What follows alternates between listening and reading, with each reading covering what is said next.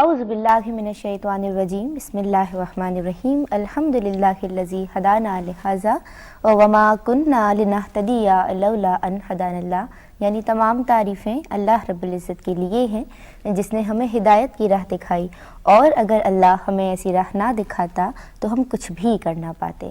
اللہم صلی علی سیدنا و مولانا محمد عدد ما فی علم اللہ صلاۃ دائمۃ بدوام ملک اللہ۔ السلام علیکم ورحمۃ اللہ وبرکاتہ۔ ناظرین کرام، پروگرام آپ دیکھ رہے ہیں کائنات، اور میں ہوں آپ کی میزبان سیدہ ندا نسیم۔ ہمارا یہ پروگرام خالق کائنات کی لامحدود قدرت و حکمت کو جاننے اور پہچاننے کی ایک ایمان افروز کاوش ہے جسے پیش کرنے کی سعادت پاکستان ٹیلی ویژن حاصل کر رہا ہے۔ ناظرین کرام، اس کائنات میں جا بجا اللہ تبارک و تعالیٰ کی قدرت کے یا اس کی صنائی کے نمونے دیکھنے کو ملتے ہیں، اور اگر میں بات کروں نباتات کی دنیا کی تو یہ دنیا ہی کچھ الگ ہے۔ اتنی خوش رنگ دنیا ہے کہ یہ قدرتی مناظر جو ہم دیکھ رہے ہیں، یہ نباتات ان کی خوبصورتی میں اضافہ کرتے ہیں۔ نباتات کی ہزار اقسام انسانوں کو اپنی جانب متوجہ کرتی ہیں۔ ناظرین کرام، بس یہ سمجھ لیجئے کہ یہ دنیا اتنی خوش رنگ ہے، اتنی رنگین ہے کہ شاید ہی کوئی اور دنیا اتنی خوبصورت یا اتنی خوش رنگ ہو۔ ہر سمت بہار ہے، اور اس کے علاوہ کہیں ہم دیکھ رہے ہیں رنگ برنگے پھول، تو کہیں ہمیں پانیوں میں پھول نظر آ رہے ہیں۔ اور بات یہیں پہ تمام نہیں ہوتی، بلکہ کہیں ہم پتھروں میں بھی پھول دیکھتے ہیں۔ سبحان اللہ۔ نبی آخر الزماں سیدنا احمد مجتبیٰ محمد مصطفیٰ صلی اللہ علیہ وآلہ وسلم نے بھی ہمیں کئی نباتات کے فوائد سے آگاہ کیا۔ کرۂ ارض پہ موجود پودوں اور ان کے خواص سے آگہی کے سلسلے میں تحقیقات جاری ہیں۔ شاعر کیا کہتا ہے؟ شاعر نے کہا تھا کہ چلتے ہو تو چمن کو چلیے، کہتے ہیں کہ بہارا ہے، پات ہرے ہیں پھول کھلے ہیں، کم کم بادو بارہ ہے۔ آج ہم اسی کائنات کا رخ کرتے ہیں ناظرین، اور یہ کائنات ہے عالم نباتات۔ عالم نباتات کے حوالے سے معلومات حاصل کریں گے ہم ہمارے معزز و محترم مہمانان گرامی سے۔ میرے پہلے مہمان ہیں، آپ وفاقی اردو یونیورسٹی میں شعبہ نباتیات سے منسلک ہیں، اور آپ کا نام ہے ڈاکٹر معین الدین احمد۔ السلام علیکم۔ وعلیکم السلام۔ اور ان کے ساتھ حاضر و موجود ہیں معروف عالم دین، آپ انہیں بہت پسند کرتے ہیں، مفتی اسماعیل نورانی صاحب۔ السلام علیکم۔ آپ دونوں شخصیات کو میں پروگرام کائنات میں خوش آمدید کہتی ہوں۔ ناظرین کرام، اس سے پہلے کہ پروگرام کا باقاعدہ آغاز کروں، آئیے دیکھتے ہیں ایک شارٹ ڈاکیومنٹ۔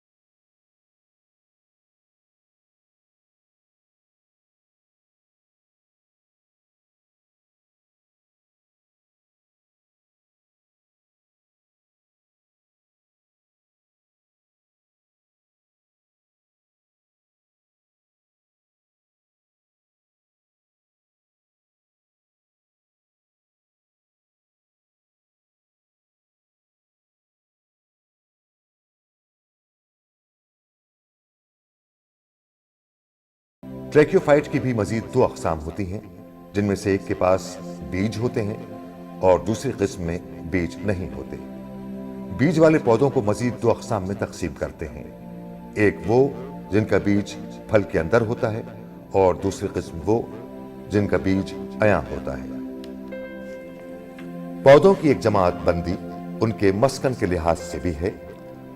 हाइड्रोफाइट यानी पानी में पाए जाने वाले पौधे, हेलोफाइट यानी नमकीन जमीन में पाए जाने वाले पौधे, मेसोफाइट यानी आम जमीन पर पाए जाने वाले पौधे, जीरोफाइट यानी सहराई जमीन में पाए जाने वाले पौधे।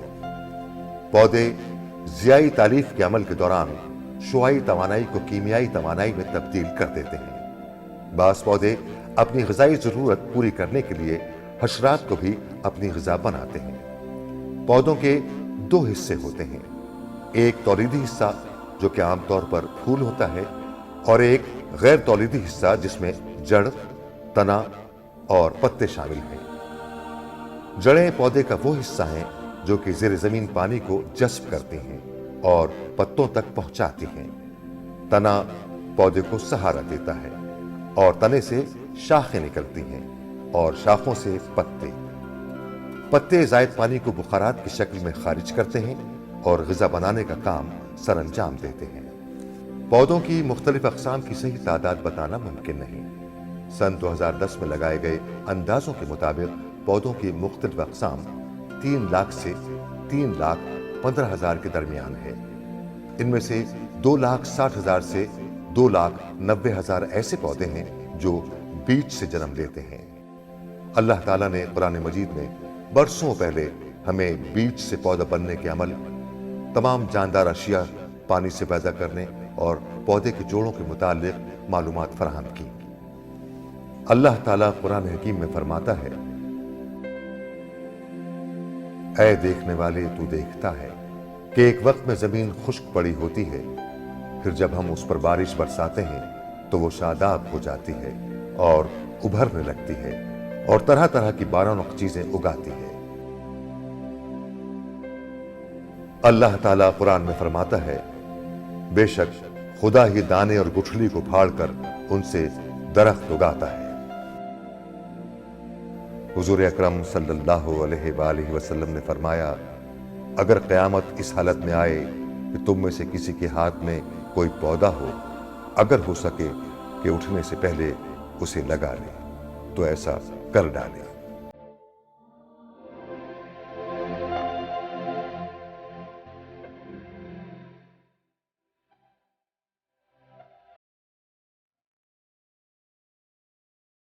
जी नाज़रीन कराम, डॉक्यूमेंट्री आपने मुलाहिज़ा फरमाई।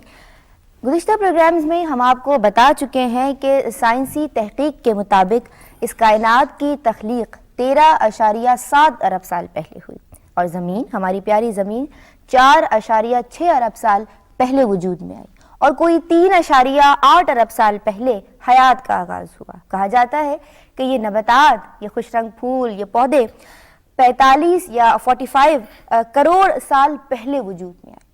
सवाल बस चलते हैं सवालात की समत नाज़रीन कराम, और डॉक्टर मोइनुद्दीन साहब, आपसे मेरा पहला सवाल है कि पौधे की बुनियादी तारीफ़ क्या है और आम तौर पे पौधों से मुराद ली जाती है पत्ते हैं, जहाँ शाखें हैं, जहाँ फूल हैं, तो आप हमारी रहनुमाई फरमाइए। आम तौर पे वाकई पौधों से मुराद ऐसे ज़िंदा अजसाम लिए जाते हैं जिनमें पत्ते हों और तना हो, जिसकी जड़ें हों, लेकिन ऐसा नहीं है, क्योंकि कुदरत में हज़ारों पौधे ऐसे भी हैं जिनमें बज़ाहिर पत्ते मौजूद नहीं होते।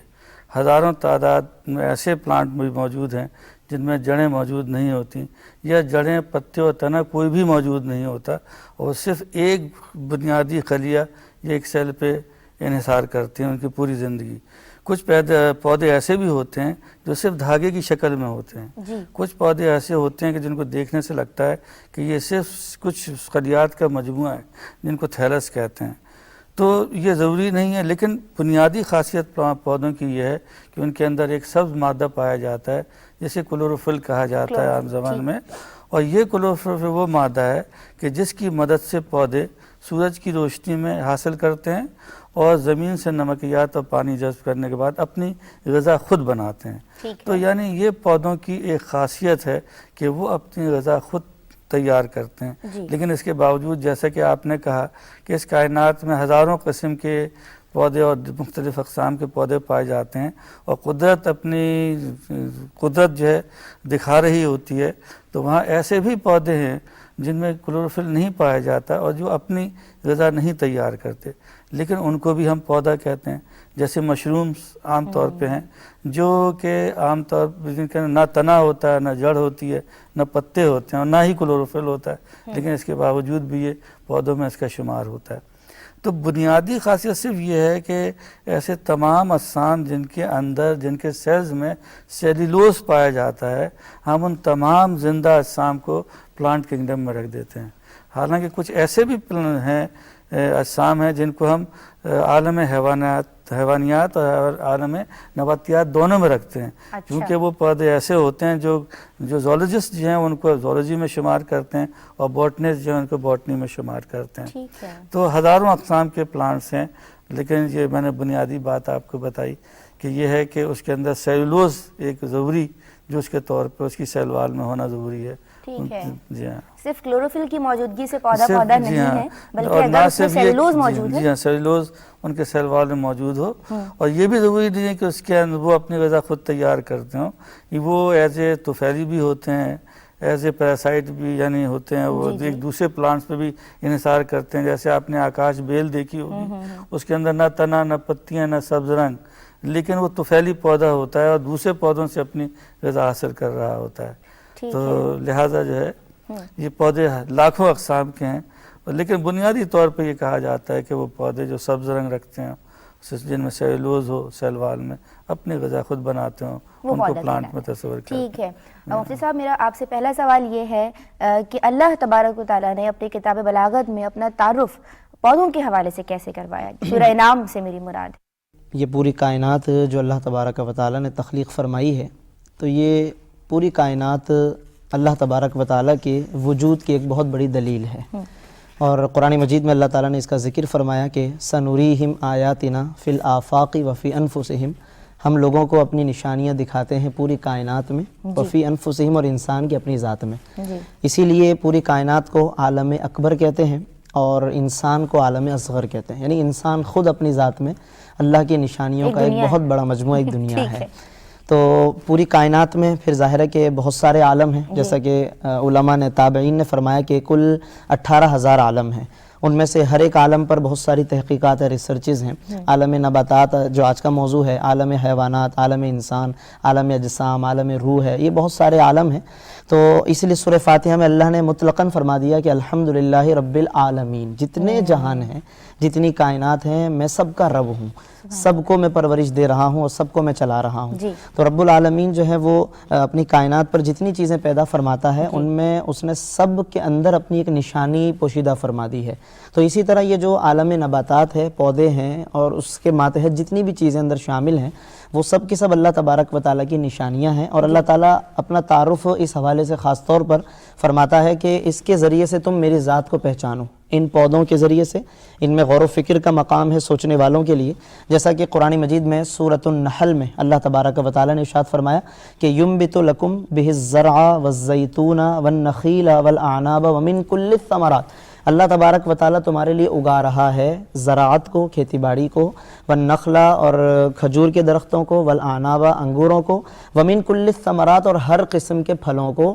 پھر آخر میں فرمایا ان فی ذلک لآیۃ لقوم یتفکرون، اس میں غور و فکر کرنے والوں کے لیے نشانیوں کا سامان ہے تاکہ لوگ اس کے ذریعے سے میری ذات تک رسائی حاصل کریں. ایک پہلو تو یہ ہے. ایک پہلو اس کا یہ ہے اللہ تبارک و تعالیٰ کی ذات پاک کا جو تعارف ہے وہ یہ کہ رب کائنات نے صرف یہ عالم نبات پیدا ہی نہیں فرمایا بلکہ اس کے لیے اللہ رب العالمین نے انتظامات بھی فرمائے ہیں.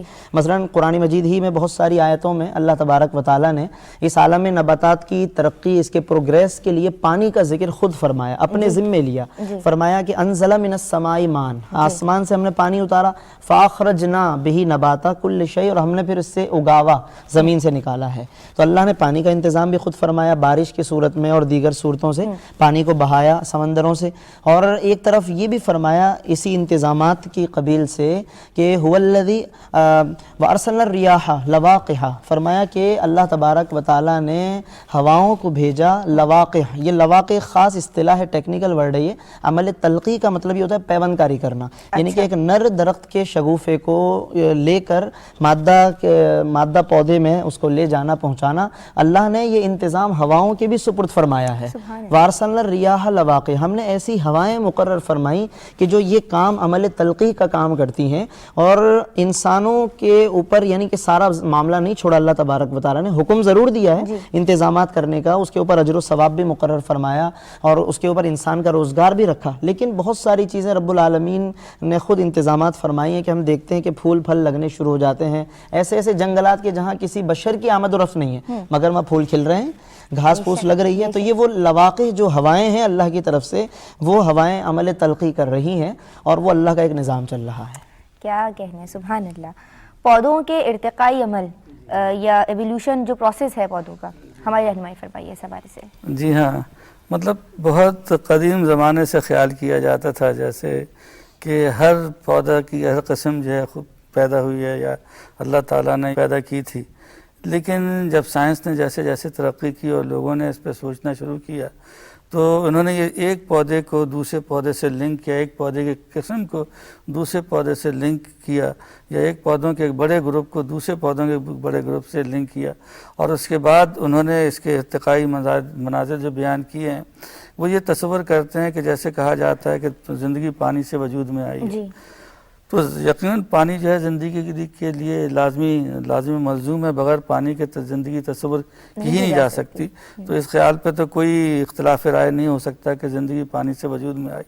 لیکن ماہرین کا یہ بھی خیال ہے کہ پودے بھی انہیں بھی اپنا جنم ابتدائی مراحل میں زمین سے ہی لیا، یعنی پانی سے ہی لیا. اس سلسلے میں ہمارے پاس کئی چیزیں ہیں جیسے وائرسز ہیں.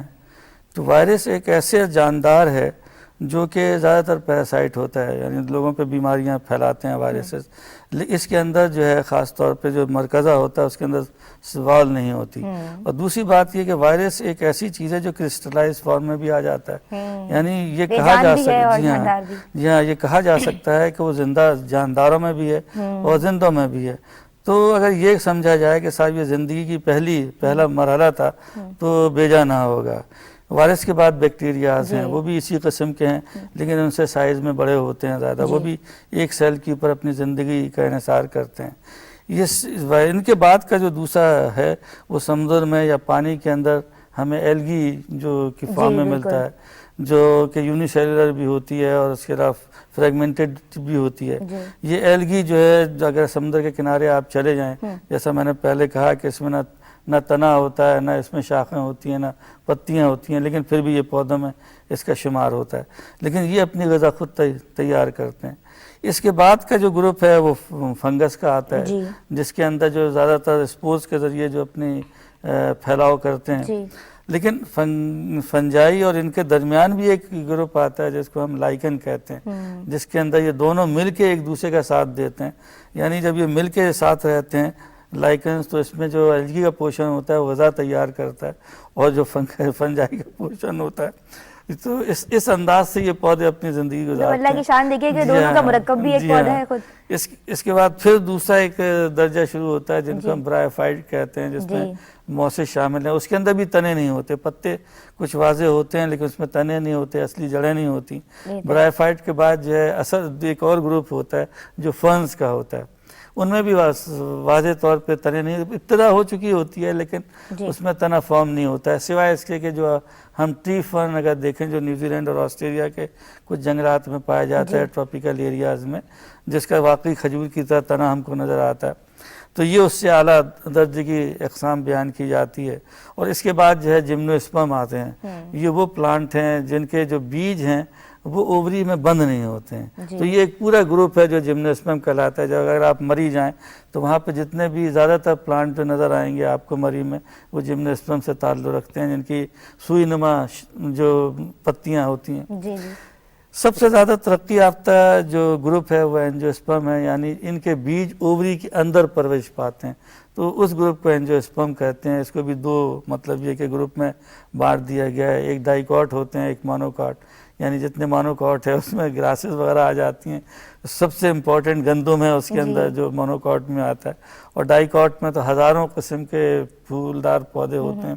تو یہ سمجھا جاتا ہے کہ یہ جو آج کل جو فلاورنگ پلانٹ ہیں، جو پھول پیدا کرنے والے پودے ہیں، یہ اپنے اعلیٰ ترین درجے کے اوپر ہیں پلانٹ کنگڈم میں۔